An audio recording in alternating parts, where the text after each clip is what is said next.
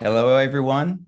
This is Kerry Pechter, Retirement Income Journal's publisher and editor, with a webinar. Today, I'm very delighted to have my good friend as a guest, Russ Wild, and author of 3 dummy books and a fee-only planner. A very experienced guy who knows a lot about his subject matter, as well as working with clients and running a practice. And we're very interested in what he has to say today about exchange traded funds and retirement and running an entrepreneurial business in this crazy financial services game. Russ, could you reach back and tell us a little bit about how you got to where you are today? I became a fee-only planner in 2003.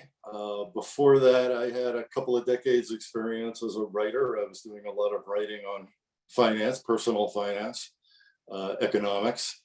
And it's been about 20 years now that I've been doing fee-only practice. And a lot of my practice is based on building portfolios using exchange traded funds. Mm-hmm. Mm-hmm. And then you have an MBA from? Arizona State's Thunderbird School, and an undergraduate from American University. Mm-hmm. And then a graduate certificate in financial planning from Moravian in Bethlehem, PA. Mm-hmm. Mm-hmm. And you've written quite a few books, right? Not just the Dummies books, but a pretty good catalog. Yeah, I've always had an interest in finance, and of course I have the MBA in finance from way back. But I took a detour in my career, and I was a general interest writer. Wrote for many magazines and quite a few books before I got involved with the Dummies people. Wiley Publishing. My last few books have been Dummies books, but I also wrote various books on various subjects, such as Games Bosses Play, Why Men Marry, business briefs, little snippets of business wisdom. Mm-hmm. Mm-hmm. Now, there's a lot of people who would, there are a lot of advisors who dream of writing books and then using those books to do speaking engagements or just to establish a strong reputation for them. And some of them, and there are even websites that encourage them to think that this is a very easy thing to do. Now, could you tell us about how you meshed? This makes it sound too glib, but how you parlayed some of your the publicity that you got from the Dummies books into establishing yourself as an advisor and getting additional clients, and how that works, that you established a whole national clienthood that you deal with remotely, and did they hear about you through your books, or what's the connection between the two, or maybe it just happened serendipitously and there was no methodical marketing strategy on your part? Actually, my client base is international. I've worked with quite a few clients in Asia and Europe. As I said, I hung out my shingle in 2003, became a fee-only financial planner. And then just a few years later, I think 2007, I wrote my first edition of ETFs for Dummies. I recently finished the 3rd edition. At the time, ETFs were not very well known. I discovered them. I thought, not to pat myself on the back, but I saw them as an up and coming investment vehicle in many ways that we're going to get into in the next hour. They're just wonderful investment vehicles. And I thought, oh my goodness, this is something everyone's going to want to know about. So I had an agent already with whom I was working regularly, and I called her up one day. I told her, I want to write a book about ETFs. And she said, huh? And I explained what they are. We're going to get into that shortly. And she had contact with Wiley, the publishers of the Dummy series. And she said, they're interested. Let's do a book on ETFs. I did. I found the subject fascinating. I wanted to learn more about it. I wanted to write about it. I suppose in the back of my head, I was thinking, yeah, this will help my practice. But at the time, I was making good money as a writer. I got into the financial planning slowly. And in fact, once the book came out, and then I wrote Index Investing for Dummies and Bond Investing for Dummies, my practice grew to such a point that I gave up my writing almost altogether, except for the Dummy series. So yes, it did bring in a lot of clientele. And to this day, almost all of my clients come either through word of mouth or from my reading my byline, reading one of my books. I never had to do any publicity or advertising. Well, that's a wonderful way to have things happen. I guess it's what people call organically. So people would see the book at Barnes and Noble. They look at it. They say, "I'm looking for an advisor, and I'll call this guy." And they probably heard your voice in the book and said, "Oh, this is I know this guy." That's funny because I many times over the years I've written clients notes or even brief emails, and they'll get back to me and say, "Oh, I feel like I'm reading your Dummies." Yeah, I guess I have a certain style. I thought it would work the other way. Then when they're reading the Dummies book, they think that you're talking to them. But well, if they know me already, yeah, could work either way. Yeah. Okay, that's great.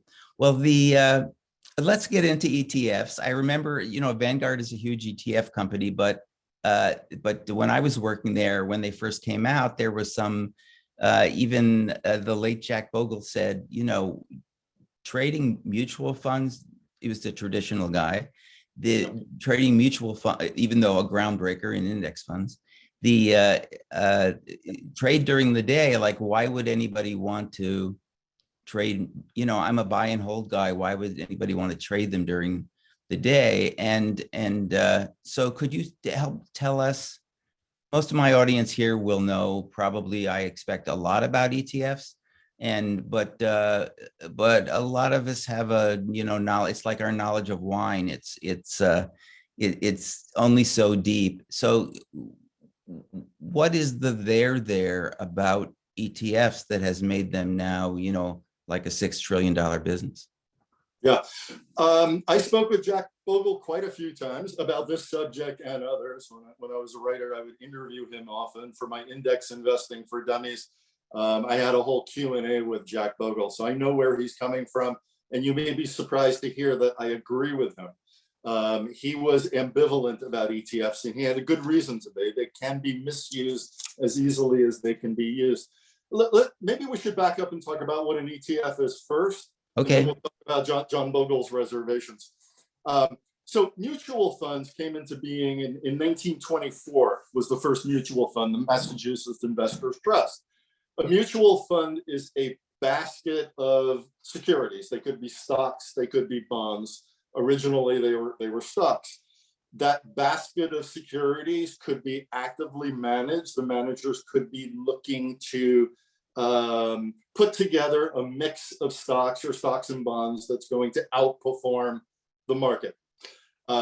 Much later, thanks to Jack Bogle, we came up with index mutual funds and index ETFs, which don't seek to beat the market, but seek to match the market.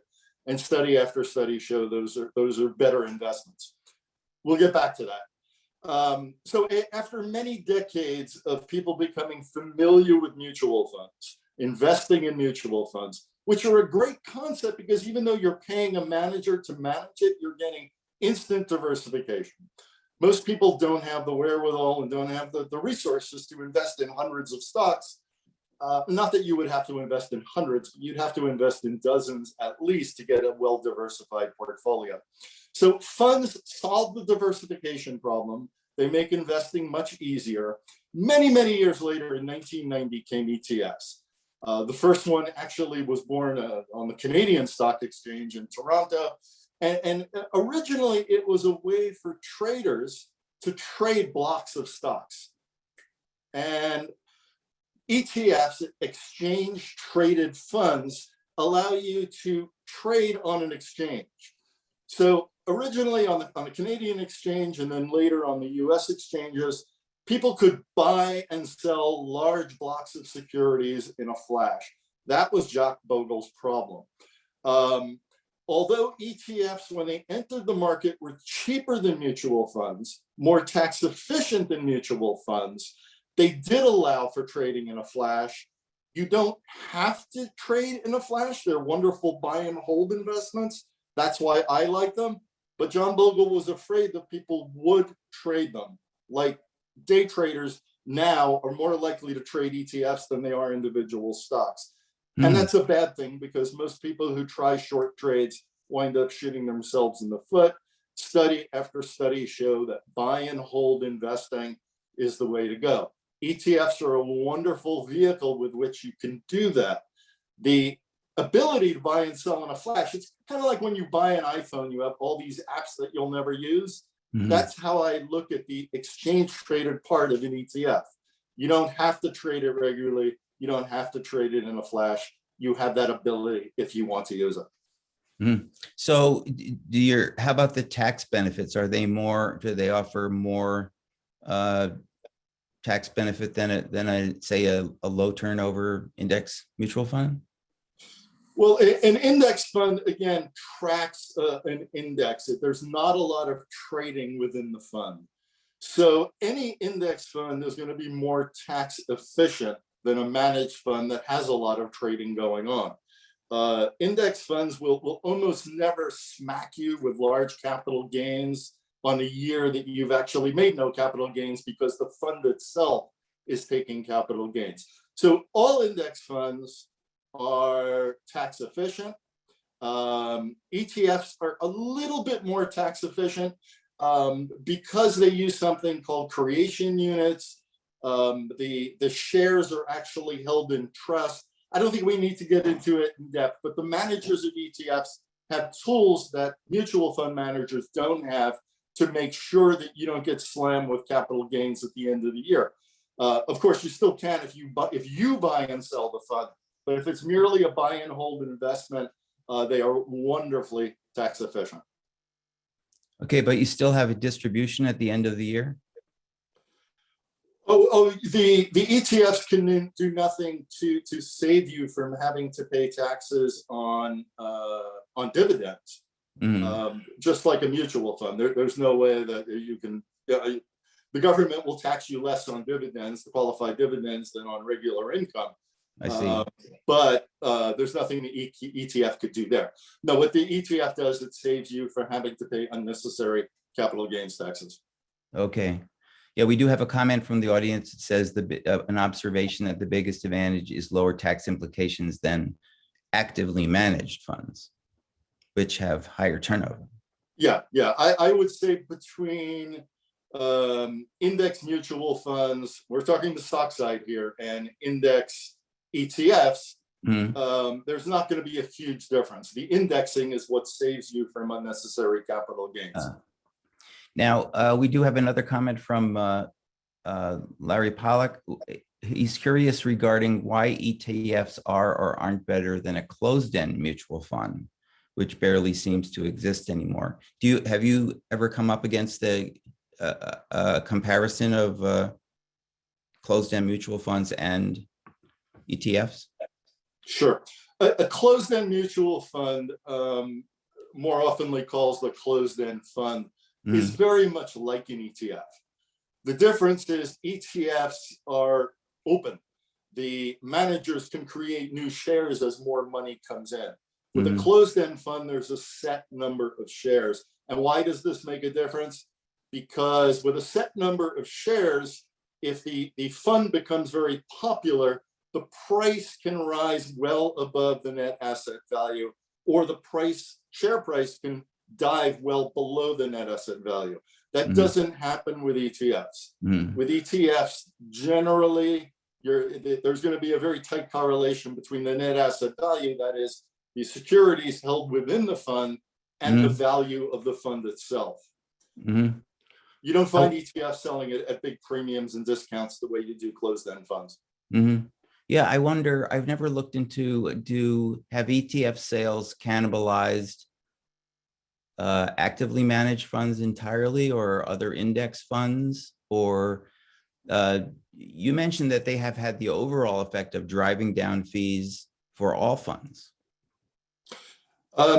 Mutual funds, still people have a lot more invested in mutual funds than they do ETFs. It's now about 6 trillion in ETFs and 25 trillion in mutual funds. However, in the last few years, all of that growth has been into ETFs. ETFs are slowly taking over. They're definitely cannibalizing mutual funds. As far as driving costs down, that's where they've really had an effect on the market. ETFs came into being. This is where they first attracted my attention because they're much, much cheaper overall than mutual funds, at least certainly in the beginning. And now, because of competition, they've brought the price down considerably. It used to be you'd pay 1%, 1.5% for a mutual fund. Now the average mutual fund has come down to, I think it's now 0.63%. The average ETF is about 0.5% for managed and about 0.19% for index. That's pretty darn low, and you can find a lot of ETFs that will charge you almost nothing, 0.02, 0.03%, many. There are even a few that are free, believe it or not. Mellon Bank, one of the largest banks in the world, only recently introduced a lineup of ETFs, and sort of as a loss leader, like your grocery store might sell milk and eggs and not expect to make a profit on it to get you into the store. Mellon Bank is offering 2 ETFs with 0 yearly management fees. Now, could you tell us a little bit about your methodology of building client portfolios out of ETFs? I call my business Global Portfolios because I believe in global diversification. I use ETFs to build largely almost all index funds. So they're very, very inexpensive, very tax efficient. And ETFs allow for easy portfolio construction in that each ETF can serve as a building block. So I have large growth, large value, small growth, small value, international, developed, emerging markets. On the bond side, it's easy for me to break a portfolio out into treasuries, corporates, muni bonds, and foreign bonds. And with such a portfolio, I can easily keep it in balance, rebalance, which is an important part of building a portfolio, and just as an important part of deaccumulation, that is when you reach retirement years, pulling money from a portfolio. And I'm sure, because this is Retirement Income Journal, we'll get into that a little later. But the building block foundation of ETFs is what creates really lean and mean portfolios that have a lot of academic research behind them. And I never say to my clients, I never make promises about any kind of performance. I don't know where the market's going to go, but I do know that if you have a lean and mean ETF portfolio, well constructed, it's rebalanced regularly, you're going to do a heck of a lot better than the average investor. Sure. I can guarantee that. Sure. Well, as a sort of a nuts and bolts thing with the fee-only planner, is there any difference in the way exactly does a fee-only planner go about trading, buying and selling, or having his clients acquire and disacquire the ETFs? Yeah. Well, let me define fee-only for those who don't know. Fee-only means we, fee-only planners, work directly with clients. So it's sort of a relationship between a doctor and a patient, between a dentist and a patient, a lawyer. I'm working for you and you only. In the old days, to be a financial planner meant often selling commission products. That's where you'd make your money. You would say to the client, "You're not spending anything, I'm free." Well, of course, the client is spending indirectly, paying for higher cost funds, and then the planner would take out his cut. As a fee-only planner, I take no cuts, which is a good thing since I sell very cheap. I'm not selling, but since I put people in very low-cost ETFs, there wouldn't be much of a cut to be had. So I make my money by charging clients directly for they're paying for my wisdom. That can work any number of ways. I have some clients who are what are called AUM, assets under management. I have other clients with whom I work on an hourly basis.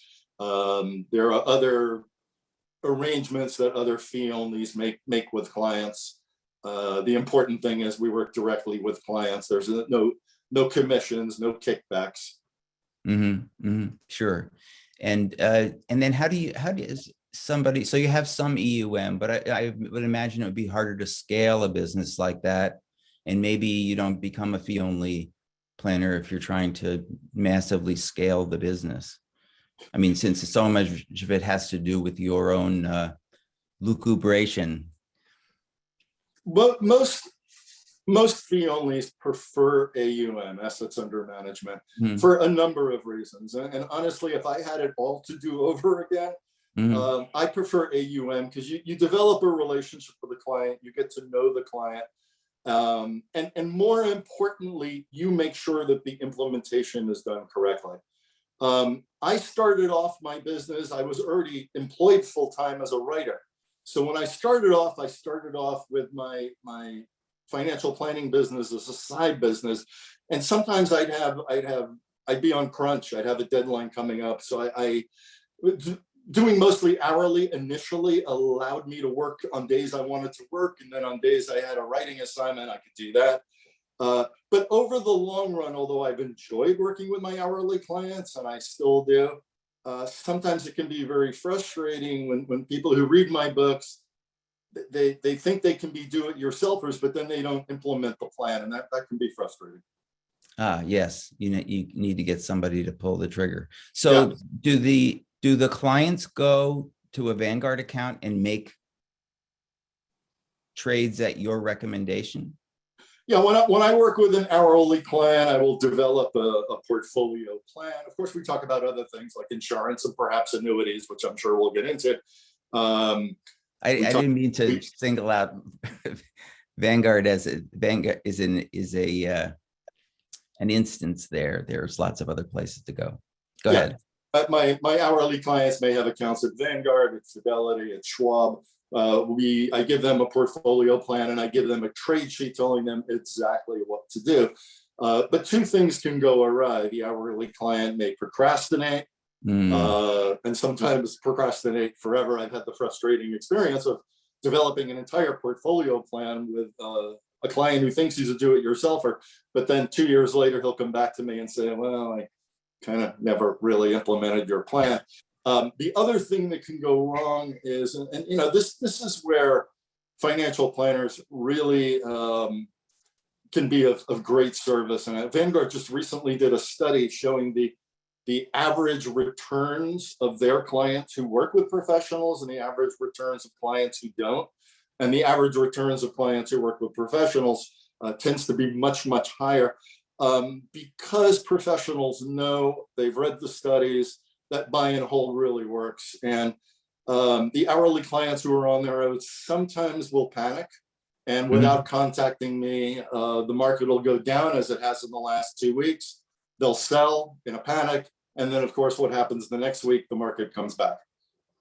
Well, let's go, since you brought that up, let's go off topic for a moment and ask, what are your clients asking you right now? And what are you telling them to do? My clients are very, very well trained. Those clients who have worked with me for 20 years have received many missives from me in which I remind them that the stock market goes up, the stock market goes down. I'm a firm believer in what Warren Buffett said. The stock market is nothing but one big device that's meant to take money from the impatient and pass it on to the patient. So I don't get many panic calls. My clients do understand that markets go up and markets go down, and generally or often after a period such as we've seen in the last few weeks. Look, 17 out of the last 20 years, the market wound up the year ahead. But in almost all of those years, there were periods where the market had great dips, as it has in the last few weeks. In those three cases, 2008, 2016, when the market wound up down for the year, the following year was a banner year for stocks. So over the long run, stocks return much more than real estate or bonds, but you have to hang in there. What was really a surprise this year was the bond market. This could be the worst year for bonds in history. I wrote an email to clients a few weeks ago about that, but still the worst year in history for bonds. Bonds now are down about, the aggregate bond market is down about 8% for the year. That's nothing like the 50% that the market was down at one point in 2000. The stock market was down in 2008. Okay. It's all relative. Okay. And how about buying this dip? How do you feel about that? Well, buying a dip is all well and fine if you have a lot that's liquid, but what are you going to buy it with? One problem that frequent traders have is they have to keep a lot in cash. And if you keep a lot in cash, you're inevitably going to suffer from what's called cash drag. Nowadays, to keep money in cash, you're earning nothing. Whether you have it in a checking, savings account, money market, you're earning nothing. So yeah, I mean, if you have a lot liquid, now is probably not a bad time to buy. That's not to say the market can't continue to fall. It certainly can. But what we call valuations right now have improved. Now that prices have dropped, but the profitability of companies hasn't dropped along with the stock. Stocks are down now about 17% for the year. The profitability of companies is not down 17% for the year. There's a lot of fear that we may see a recession and company profits may drop.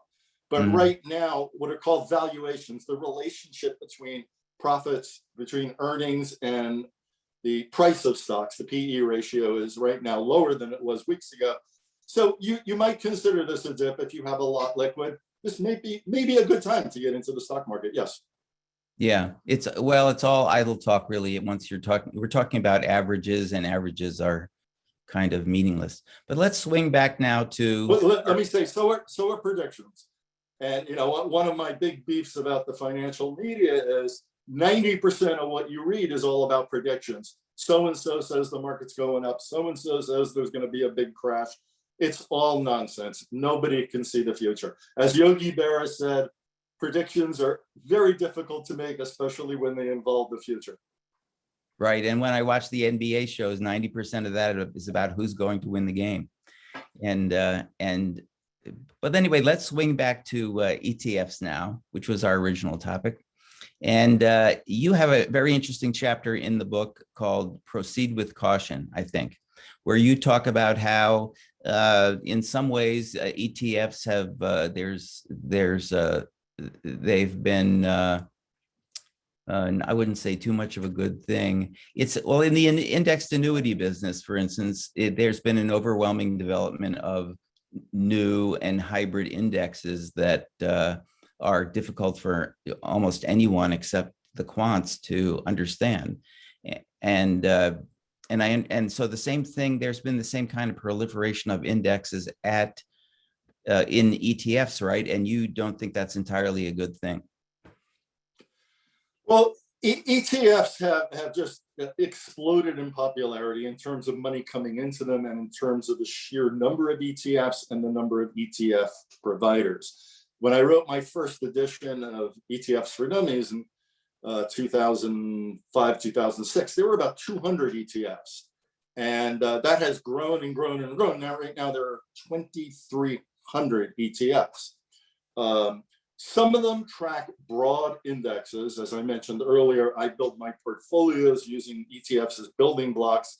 You might buy large growth stocks, large value stocks, European stocks. And we're talking about thousands of stocks, large baskets. In the last few years, with this proliferation of ETFs, we've seen first a lot of managed ETFs enter the market. We know from study after study after study that most managed funds, whether they're mutual funds or ETFs, although they may beat the market, the broad indexes, for a year or two or three, when you get into 4 or 5 years, very few managed funds beat the indexes. You're better off flipping a coin than going with a managed fund. Then the other thing that's happened in the last few years is we have what's called smart beta indexes. So indexes like the S&P and the Dow were originally built as a means of tracking market performance. They were never meant to be investment tools. When index funds started, they started using these existing indexes as investment tools. The first ETF in the US was SPY, which is still around, which tracks the S&P 500, more or less the largest 500 companies in America. Whether that makes sense in someone's portfolio or not is open to question. But a lot of the new indexes are actually formed by the ETF providers or purchased by the ETF providers, and they are meant to be investment vehicles. So you have this crossover in ETF between, they're not really managed, they're not really index funds, but they're index funds built on special indexes. I'll give you an example in a moment. There's a company called Dimensional, which really fathered this whole smart beta movement. And they took indexes and they weighed them toward value in small cap, which studies show over the long term does outperform the market at large. But some of these new indexes, these newfangled indexes, you kind of wonder, is there any rhyme or reason behind them? A lot of the new ETFs also they're tracking little slivers of the market. I mean, it's okay to invest in emerging markets, let's say, but you can buy an ETF that allows you to invest in Nigeria, and the entire capitalization of the entire Nigerian stock market is $49 billion. That's Elon Musk is carrying that in his right front pant pocket today. We're talking about your average mid-size American single company. You can invest in commodities, a commodity ETF, but do you really want to invest in sugar or palladium or soybeans? You can invest in REITs, real estate investment trusts, but now they've broken up the REIT market into little slivers, mortgage REITs, residential REITs, commercial REITs. You don't want a portfolio of hundreds of moving parts. And a lot of people right now, instead of investing, they're collecting. They'll read a story about such and such an ETF. Often the story is planted by the company. So there's a lot of salesmanship going on right now.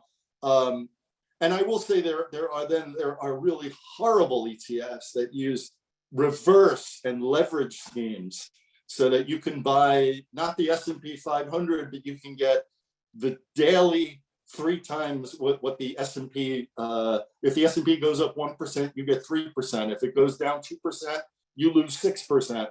And this is just a way of playing the markets that most people are going to wind up losing money playing in the long run. Now, we had a couple of questions come in about 401ks not having ETFs. Is that something that you're familiar with, a controversy that you're familiar with? Oh my God, yes. Often clients will come to me with 401ks that have menus. You have to choose from 20 mutual funds. And sometimes, Kerry, I look at these and the fund choices may have been made by someone in HR who has absolutely no investing experience. Some of these 401k options are just horrible. They're high cost funds. A 401k plan might give you 5 different large cap US options and not a single option for small cap international, let's say. Sometimes it's very hard to build good portfolios using 401ks, cheap portfolios. I have seen some 401ks with ETFs. They're starting to work their way in, but slowly. And is there a technical obstacle or a regulatory obstacle there? I think there's an ignorance obstacle more than anything. No, I actually, there was a company I was working with, gosh, almost 20 years ago, Invest and Retire. I don't even know if they're still around, but they were building 401k plans with ETFs. So no, there's no technical barrier. No. And what about crypto ETFs are around, right? Well, that's a new thing. Yeah. And that's ETFs now. You can invest in just about anything, including crypto. Is that a good thing? I mean, I look at crypto more as speculation than investing, and I've had a few clients invest in crypto who told me there's no way they're going to lose money, and just in the last few weeks, they've lost about a third of their savings. So highly speculative, and that's where I think John Bogle is rolling in his grave. Yeah, yeah. I mean, mostly what I know about crypto is anecdotal, and my own daughter, one of my daughters, was telling me that she was going to start buying crypto with a little bit of money at a time, and I explained to her that she would buy an infinitesimally small piece of a Bitcoin at a time, and another of my daughters in Southern California knows has friends who are, she described as crypto millionaires, and everybody wants to emulate those people who got in at the beginning. But let's not now. I want to talk about retirement and annuities a bit. And could you tell us about your experience with annuities in your practice, like a fee only planner encounters new clients with annuities, and could you tell us about how that interaction plays out? Well, most of the listeners probably know there are there are many kinds of annuities, but they generally fall into two categories: variable and fixed. Let's take variable annuities first. So variable annuities are your money is invested, usually in a portfolio of stocks and bonds. You're paying a high commission to an insurance company. When and if you take the money out, when you annuitize it, you don't really know when you buy it how much you're going to be getting back. There are all kinds of riders. They're very complex products with very large, you get a large contract that's very hard to read through, even the professionals. I mean, you and I, Kerry, have gone through some of these contracts together, and they're very hard to understand. Most clients who come to me with variable annuities realize only after the fact that they're paying a very high fee. They're probably not going to get what they wanted. I'm not a big fan of variable annuities. However, some clients come to me with variable annuities they bought years ago. There are certain riders, living benefit riders, that allow them to tap the variable annuity and get good income from it. I urge those clients to keep those annuities. Sometimes they were sold by the annuity company back when interest rates were much higher. The annuity company wound up losing money on the contract. But more often than not, I wind up waiting for the period to end, usually 7 years, where you're gonna pay a penalty for early withdrawal. I wait till that period's over, and I have the client take the money out and put it into a low-cost ETF portfolio. Fixed annuities are a totally different thing. That's where you give a certain sum of money over to an insurance company, and in return, either today or at some point in the future, you get a stream of income back. The only chicanery they're relatively low cost. They can be very good products. The only chicanery is sometimes people will look at the 7% return they're going to get from the annuity. It's not really 7% return. It's a 7% payout, because you're largely getting your own money back over time. Fixed annuities don't make sense for most of my clients, because my clients, and probably the clients of all fee-onlys, tend to be wealthier than the average American. And if you can live off your portfolio income in retirement easily, comfortably, you probably don't need a fixed income annuity.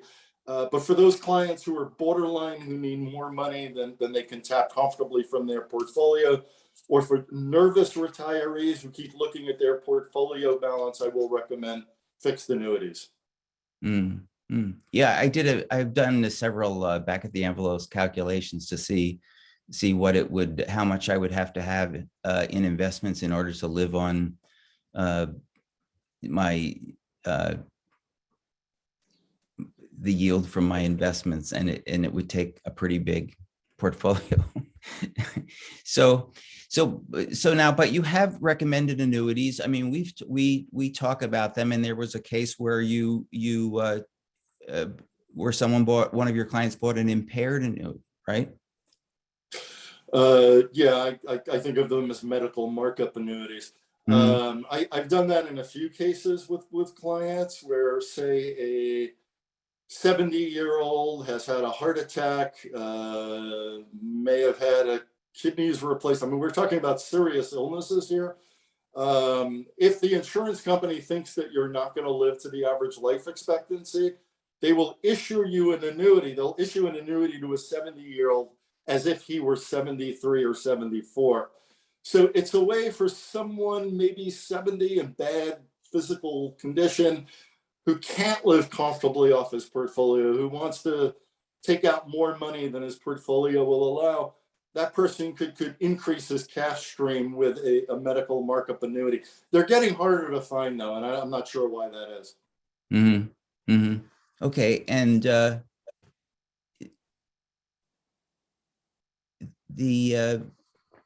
and then have you ever recommend it sounds like you haven't recommended income annuities or deferred income annuities because your clients generally don't can self-insure. Is that right? No, I have, but I think if I were dealing with average Americans of average income, I Mm-hmm. would probably be recommending them more. But I certainly have recommended them. I recommended one the other day, actually to two clients in the last couple of months.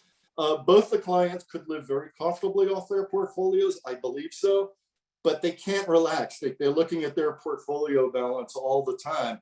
And for people like this, let's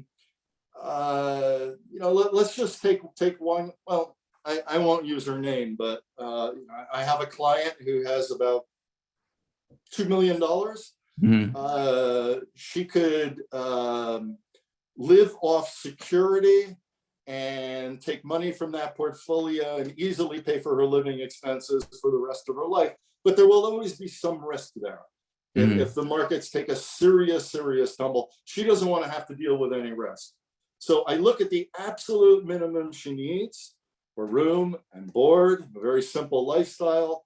And I wound up recommending that she take 500,000 of her 2 million, put that into an annuity, and then instead of taking out the, say, 4% a year that we could take from a portfolio and have a pretty good chance of it never depleting, she can get a cash flow of 7%. Keep in mind, a lot of that is money that she's getting back, her own money coming back, but she could take greater cash flow from the annuity. The downside is if she gets hit by the proverbial truck tomorrow, her kids get nothing.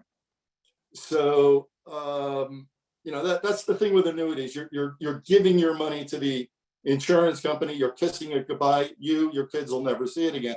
So annuities are also something I'm more likely to recommend to clients who have no desire to leave a large legacy behind.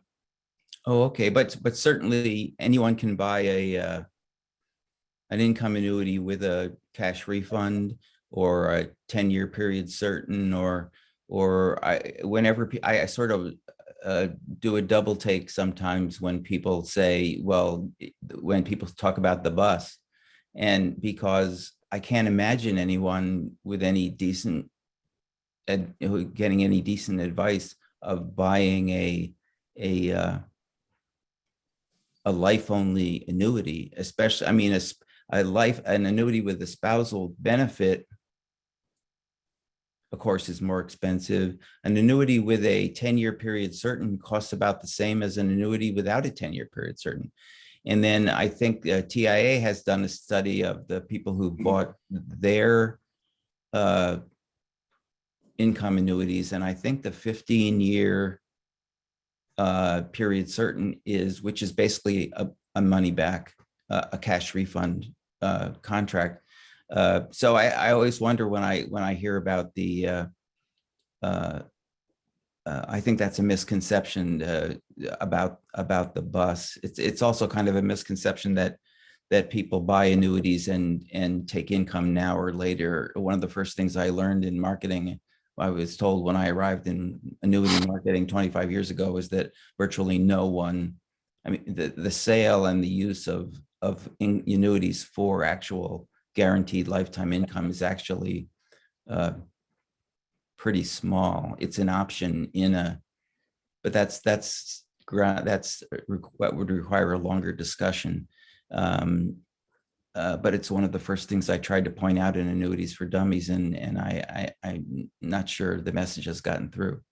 But well, let me just say, you can, and this is something that's funny, Kerry. I've been meaning to talk to you about this. I don't really understand how the insurance companies often price their annuities. Sometimes it seems crazy. That's true. Right now, this wasn't true years ago, but right now you can buy an annuity with a 10-year certain.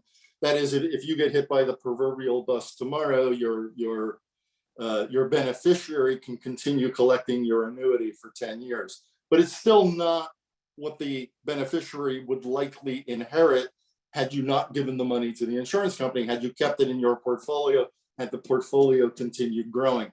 I don't understand why right now you can buy a 10-year certain annuity that costs, I don't know about the same, but often very, very, very little more than a single life annuity. That is true. well, I'm not exactly sure why that is. It might be simply the people who buy life annuities are very likely to live for beyond 10 years, or else they or else they buy I don't want to get into the weeds there because I haven't looked at that lately, but that's a very tiny part of the annuity market, is the income annuity, the immediate income annuity, and the deferred income annuity, where you wait and take income at age 78 or 80. That's an even smaller, but that's that we could discuss another for another hour about how annuities are perceived and how they're actually used. But I want to get into, just for a few minutes now, about you devote part of the ETF's book to retirement planning philosophy and drawdown, and you go through your recommended asset allocations at starting at 15 years before retirement, and then at retirement, and then in retirement, and then your philosophy about the systematic withdrawals. Could you talk about that a bit? It's pretty straightforward, but I think our audience would be interested in hearing about it. Yeah, a guy named Bill Bengen a number of years ago did studies looking retroactively at all kinds of portfolios, all kind of portfolio mixes, all different withdrawal rates, and he said generally, if you limit your withdrawals in retirement, this assumes you're going to retire at normal retirement age, mid-60s. Assuming you do retire in your mid-60s, he said you can generally pull out about 4% a year from your portfolio. So if you have $1 million portfolio, you can take out $40,000 a year for the rest of your life. You've got a good chance of never running out of money. He looked at all kinds of market conditions, looking at people who retired at the worst possible time. I guess that would have been 1928, right before the big crash. People who retired in the best of times, say 1980, before 2 decades of phenomenal stock market growth. And he said 4% is generally what you want to aim for. Since then, there have been many, many studies and many arguments, and the financial journals are filled with articles on safe withdrawal rate. And it just keeps getting back to about 4%.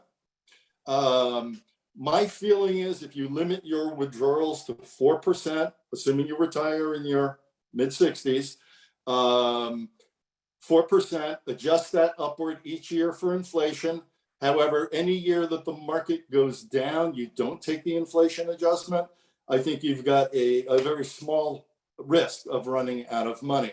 So the interesting thing that Bengen and other studies have shown is it really doesn't matter all that much what your mix is between stocks and bonds. When it comes down to building a portfolio, most investments fall into 2 categories: equity, stocks, or fixed income, mostly bonds. As long as you're somewhere in the in the ballpark of 40-60, that is 40% stock to 60% stock. Bangen's rule, the 4% rule, will more or less hold. I'm very averse to anyone going outside that spectrum at retirement or near retirement age. So I generally start with about 50-50 stocks bonds as a fallback. And then for some clients who can take a lot of risk, I may suggest that they get more aggressive. Other clients who want a more conservative position, I get more conservative, but generally within that 60-40 spectrum. And okay, so the withdrawal rate is going to be around 4%, and I think you said something about if they have a lot of cash, if they have a certain amount that on hand, they could take more risk with the rest of their portfolio. If they have 2 years of safe money, that seems like a fairly good rubric. Well, I think that I generally recommend 2 years, either in cash, or nowadays cash is paying very little, or near cash, very short-term, high-quality bond funds. But let me go back to the 60-40, 40-60 split. The difference is, people think as you get, first of all, those who invest more aggressively, chances are going to die with a whole lot more money. Those who invest less conservatively will die with less money, but they're going to see less volatility within their portfolio. The risk with going too aggressive is that you're going to invest right before the market crashes. That can be devastating. If you plan on taking $40,000 a year out of $1 million portfolio, and then we see a fall in stocks like we have over the last few weeks, or worse, 2008, and your initial retirement portfolio suddenly shrinks, you can be in hot water. The problem with going too conservative, though, is that bonds have a long history of just about keeping even with inflation, maybe doing a little better. Bonds right now are paying very little. Inflation is probably going to eat away any and all of your bond income over the next few years, because inflation's running exceptionally high. So the danger with going too conservative is that you're slowly going to drain your money. The danger with going too aggressive is that the market could explode tomorrow and you're going to run out of funds well before you die. Those are the two dangers, and we try to balance those. Sure. Now let's turn to a few questions that the audience has. One came in earlier today, and the question is, should I migrate all of my mutual funds into ETFs? I am 64 years old, soon to retire, with most of my investments in mutual funds, in Roth, traditional, and taxable accounts. They're in fairly low fee mutual funds. And I do have several ETFs among the mutual funds, but hesitate for an undefined reason other than unawareness to move to 100% ETF. So this person wants to know whether they should liquidate their low-cost mutual funds and move them to ETFs. No, absolutely no reason to do that. You want to take it on a case-by-case basis. If you have, say, a index mutual fund that invests in large cap growth, you should look at comparable ETFs. And if there's a huge savings to be had, move to the ETF. Otherwise, there's no reason to. Make sure you're looking at comparable funds. And if your money is in a taxable account, not in a tax advantaged account such an IRA, then you have to look at the capital gains hit that you might take switching over. Let me say, in some cases, like dimensional funds, they're actually switching over. And I think other companies are going to do this. They're going to switch over from mutual funds to ETFs. You don't have to do a thing. Your funds may automatically turn into ETFs. Why do fund companies prefer ETFs?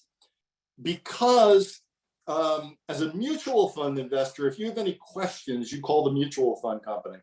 If you get your tax statements from the mutual fund company, you get your prospectus from the mutual fund company. And a provider of an ETF doesn't have to do any of that. If you hold your ETF with, say, Fidelity, Fidelity is responsible for getting you the prospectus. Fidelity is responsible for keeping track of your capital gains.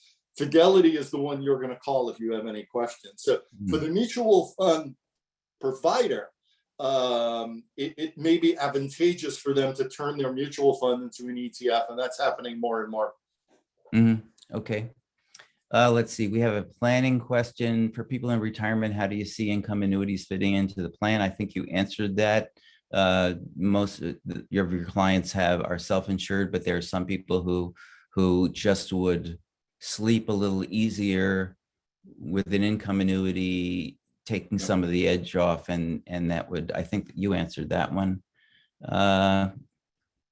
Kerry, I want to bring up something that we didn't, if it's okay, something we didn't talk about, a big mistake that a lot of retirees make. Sure. When we were talking about stocks versus bonds, it's a big mistake to rely on interest, bond interest, or stock dividends for your cash flow. That should not play into your portfolio mix. Your portfolio mix should be based on your risk profile. How much risk do you want to take? How much return do you need? The income that you need should come from rebalancing. That is, every 6 months or a year, you're going to sell off your winners. If you start with a 50-50 portfolio, the stock market takes off. You'll take your money for cash from stocks. If stocks fall and bonds are more than 50% of your portfolio, you take your money from bonds. And people, and this is kind of dying out, but in our parents' generation, people had this fixation with not touching the portfolio principal, taking only the dividends and interest. When you think about it, it doesn't make sense. If you have a portfolio of 100,000 and you take out 10,000, you're left with 90,000. It doesn't matter whether that 10,000 is capital gains, dividends, or interest, or whether it's principal. You're still going to be left with 90,000. So I urge people not to get hung up on dividends and interest, but to look more at their overall portfolio balance and to rebalance religiously, which will help juice your returns, help keep your risk profile where it should be, and take your money out in the most efficient manner possible. Well, I can understand people being reluctant to give up shares, because in the long run, I mean, shares are what going to make you money, and just, you know, live on the principle. I think a lot of us were taught from an early age, you know, that you try to live on your earnings and don't touch principal, and that's. Well, you know, if this helps, Kerry, right now, a diversified bond portfolio is going to pay 3.5% in interest, and the inflation rate's running. Well, let's say it calms down and we'll run 3.5–3% over the next year. Your bond interest is just helping you keep up with inflation. If you take the bond interest out, the value of your bond portfolio is actually going to fall in real dollars. Because you're taking out that money that interest is going back into your bonds as a means of keeping the portfolio afloat, so you don't lose money to inflation. So it really gets mushy. What is principal and what is earnings? And that's why I suggest, and studies do show, you're better off rebalancing and getting your cash flow from doing that. Okay. Something we haven't talked about also, Kerry, is bonds versus individual securities. We talked about, I'm sorry, I didn't mean bonds, I meant funds. Funds offer diversification, but also now that ETFs have become so cheap, so you can get, as I mentioned, the NY Mellon Bank offers a aggregate bond fund with 0 expense ratio. If you're dealing in individual bonds and buying and selling, you're gonna pay markups, you're gonna pay markdowns, you're gonna wind up paying a lot more than you would with this bond fund, and that goes contrary to much that we learned when we were younger.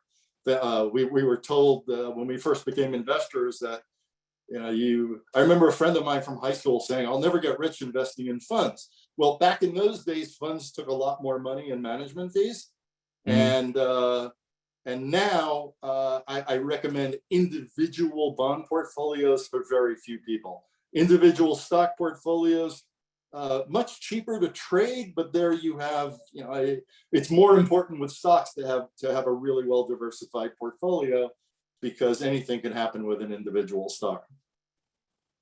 Okay, well, I think we've consumed our hour here with a rousing discussion about ETFs and lots of other things. So, but that book is now available. The third edition of ETFs for Dummies is now available on Amazon, and I recommend it. It's more than just about ETFs. It's a 350-page book that covers just about everything about investing through the lens of ETFs, but there's a lot in there that's of general use for the lay reader. Russ, I want to thank you for your books and for the time you've spent here, and that just about wraps it up for us, folks. Thanks for attending. It's a pleasure. Goodbye.